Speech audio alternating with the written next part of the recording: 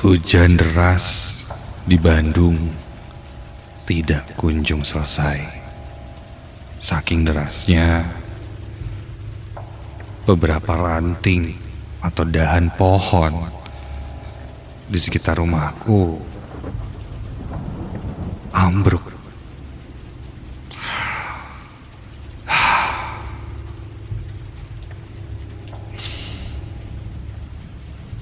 Dan gara-gara hujan inilah aku akhirnya mengalami satu kejadian yang menurutku adalah mimpi terburukku.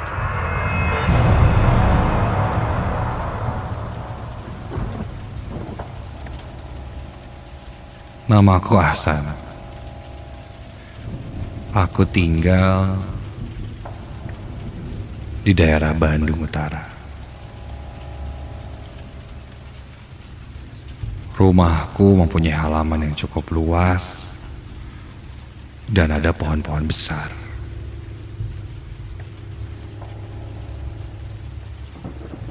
Aku lupa jenis pohonnya, tapi pohon itu cukup besar dengan dahan yang sangat besar juga dan rindang.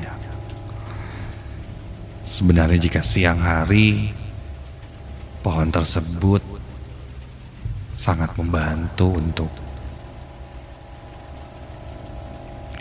sekedar meneduhkan. Tapi jika malam, memang cukup menakutkan. Dari SMA, aku sudah pindah ke Bandung dan ke tempat itu. Rumah itu adalah warisan dari almarhum kakek yang diberikan untuk ayah. Dan ketika ayah dipindah tugaskan ke Bandung, ya otomatis satu keluarga pindah. Aku pun pindah sekolah dan tinggal di sana. Sebenarnya waktu kecil aku pernah datang ke rumah kakek ini. Dulu pohon itu tidak sebesar ini. Malah masih bisa ku panjat dan duduk di dahannya. Tapi sekarang sudah sangat besar. Rumahku itu tipikal rumah yang estetik sebenarnya. Tapi karena pembuatannya tahun 90-an, jadi memang modelnya pun agak sedikit jadul. Bangunannya tidak tingkat, tapi cukup luas. Ada teras rumah, ada kursi di teras itu, sehingga kita bisa duduk dan nongkrong sambil melihat ke arah depan atau halaman. Rumahku ini berada di pinggir jalan, tapi ini bukan jalan utama dan bukan komplek juga. Biasanya jalan ini dipakai orang untuk memotong jalan jika jalan utama sedang macet. Jadi bisa dibilang jarang juga ada orang yang lewat jalan itu. Kiri kananku adalah villa yang kalau ada yang sewa baru ramai. Sedangkan jika tidak, ya gelap, sepi. Beberapa kali ada orang yang sewa villa di sebelah kiri atau kananku itu. Dan sejujurnya itu membuat suasana rumahku itu menjadi lebih hangat. Karena ada kehidupan. Karena jika tidak ada mereka, ya sepi sekali. Termasuk pada hari itu, di mana musim penghujan sedang melanda kota Bandung. Hari itu ayah mengabariku akan pulang agak telat karena ada rapat yang cukup penting sehingga tidak bisa ditinggalkan. Dan kebetulan saat itu ibuku juga sedang mengurusi 40 harian dari saudaraku.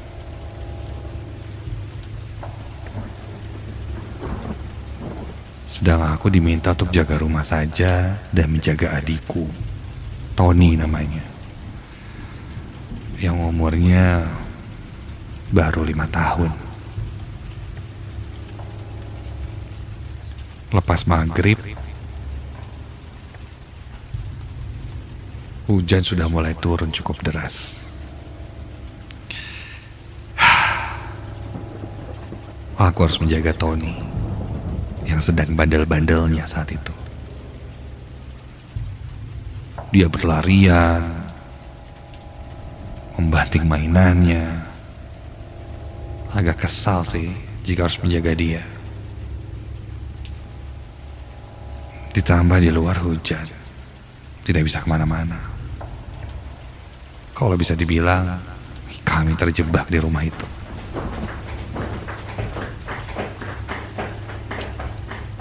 Tony, jangan lari-lari dong. Pusing kakak liatnya. Udah sini duduk yuk, nonton YouTube aja. Yuk sini. Tony pengen nonton apa?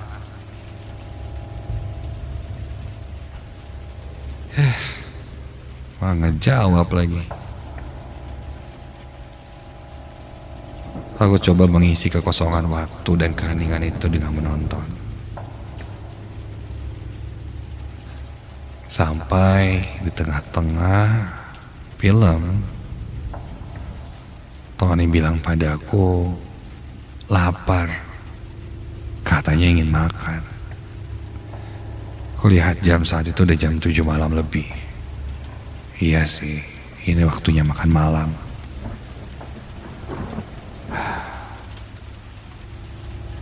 Udah bentar, kakak ke dapur bikinin, ya.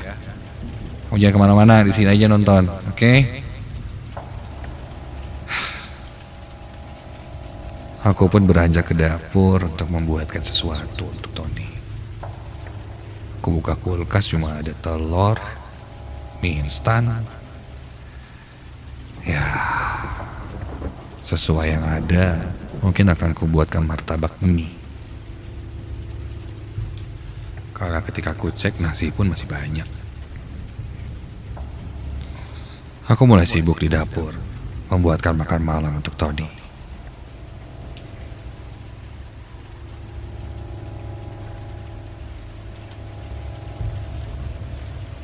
Sampai ku dengar dari arah ruang tengah tempat Tony menonton,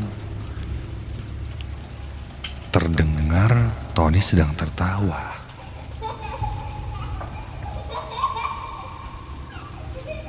Iya, dia tertawa seperti mengobrol dengan seseorang.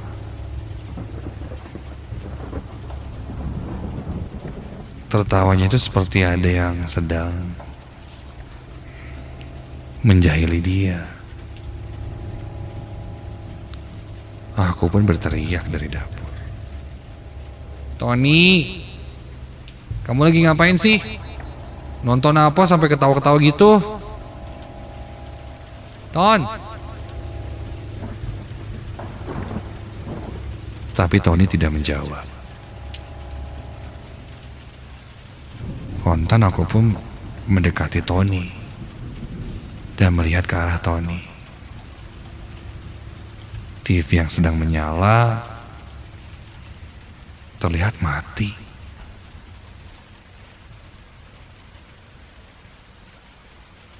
Terus Tony ketawa ngelihat apaan? Ton,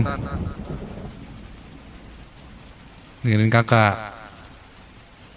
Kenapa tadi kamu ketawa-ketawa? Lihat apa?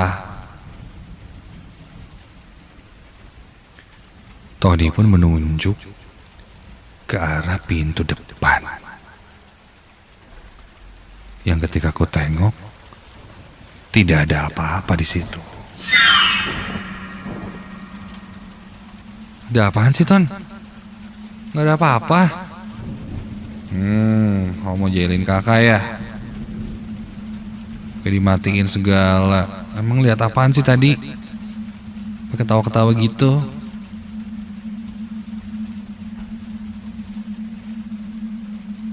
Tony pun menjawab pertanyaanku. Dan dia bilang, dia tertawa karena melihat ada teteh yang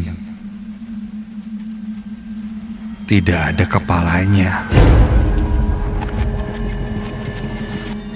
Dan dia memegang kepalanya itu.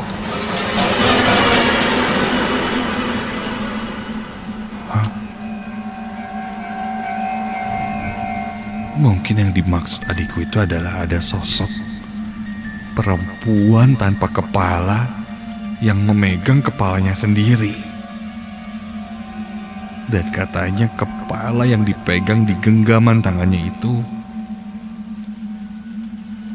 tersenyum pada adikku.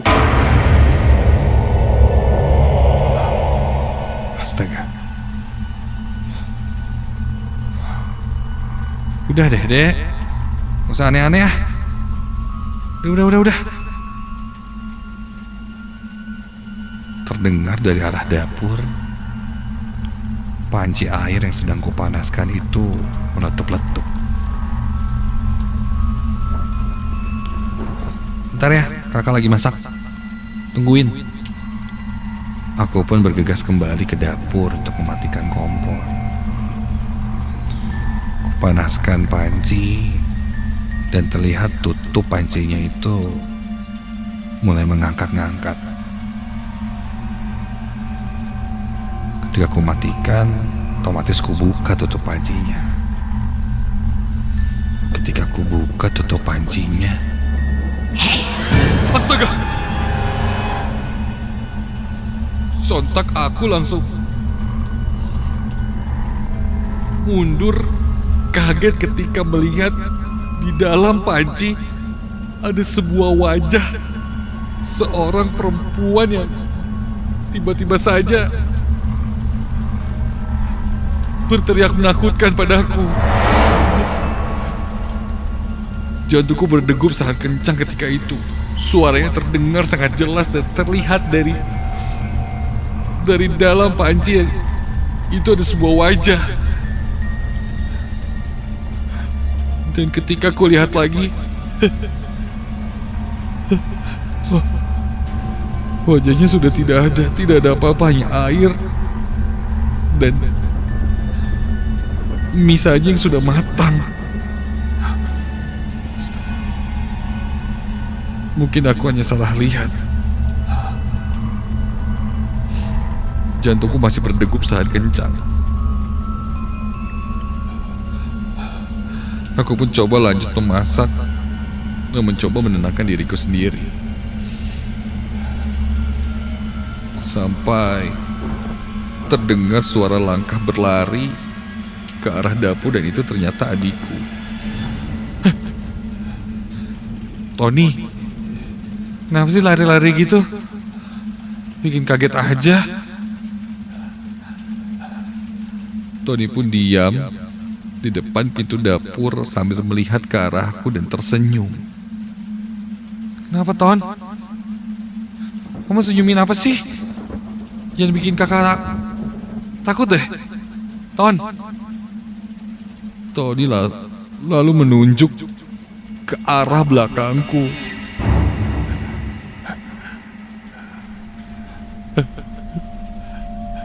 Dia lalu bilang katanya teteh yang gak ada kepalanya berdiri tepat di belakangku. Kontan bulu kuduku berdiri dari ujung kaki hingga ujung kepala. Ketika adikku berkata seperti itu, Meskipun tidak kutengok ke belakang, namun memang terasa ada yang berdiri di belakangku.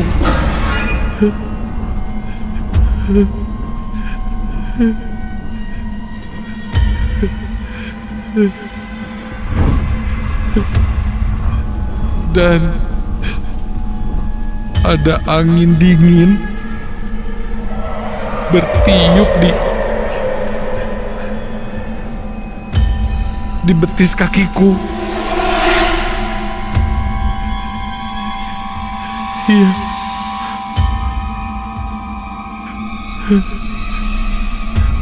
Dan ketika aku tengok ke bawah, sebuah kepala seorang perempuan noni Belanda melotot melihat ke arahku. Wajahnya pucat, rambutnya pirang basah sekujur wajahnya. Dan seketika itu juga petir menggelegar sangat keras, membuat rumahku tiba-tiba mati lampunya. Dalam keadaan gelap, aku langsung berlari, menggendong adikku dan keluar dari rumah. Sampai di teras rumah,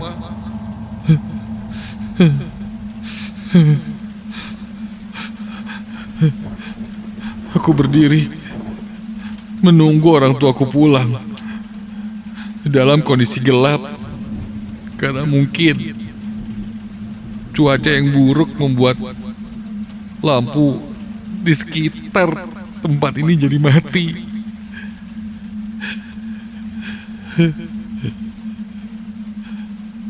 Petir masih menggelegar, dan sebuah petir kilat menyambar sangat kencang suaranya mengenai salah satu dahan pohon yang besar di halaman rumahku. Astaga!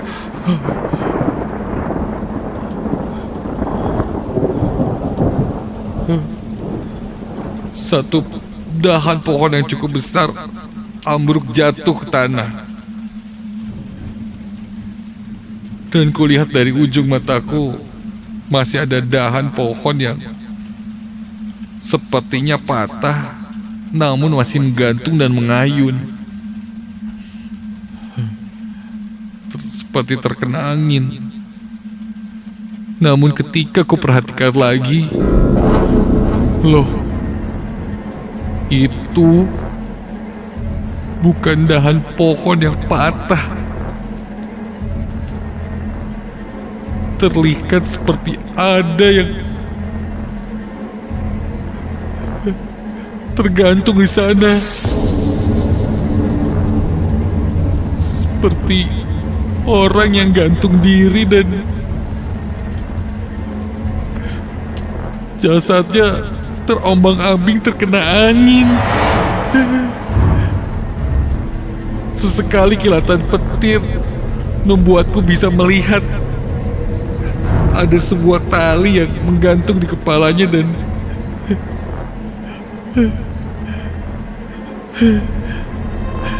itu sosok noni Belanda yang persis kulihat di dalam rumah. Aku langsung menutup mataku,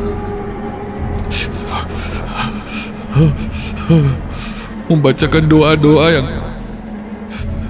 ku bisa, dan memeluk adikku sekuat tenaga. Hingga akhirnya tak lama sebuah cahaya lampu datang, dan itu ternyata mobil ayahku.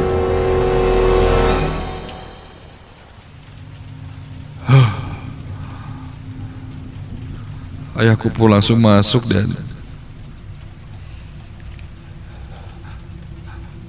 ku bilang aku ketakutan karena lampu di rumah semuanya mati.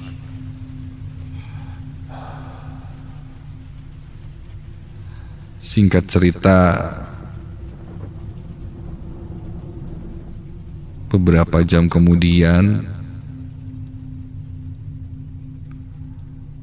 lampu pun kembali menyala. Tony sudah tertidur.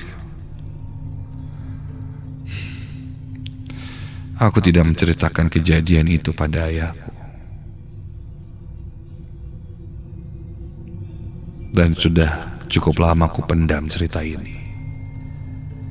Hingga suatu hari, seorang penjaga kebun yang biasanya suka bersih-bersih di sini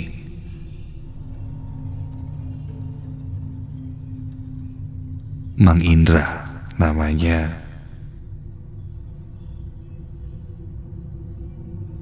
ketika akan memotong pohon atau dahan-dahan di pohon itu, dia terlihat berdoa dan bahkan menaruh sesuatu di dekat pohon itu, seperti sajen.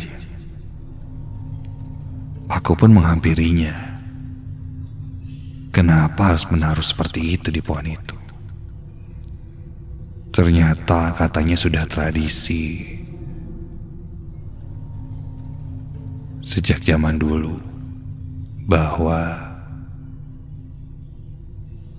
harus menyimpan hal seperti itu di situ.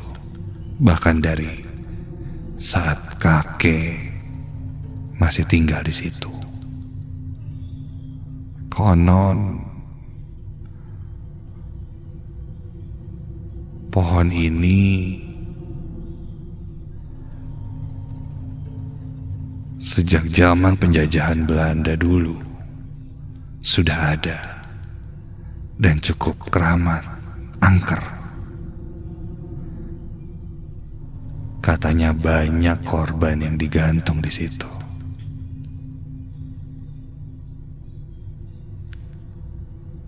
Ada orang pribumi dan ada orang-orang Belanda juga oleh Jepang.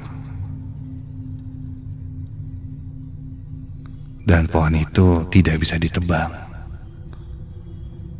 Setiap orang yang berusaha untuk menebang pohonnya akan jatuh sakit.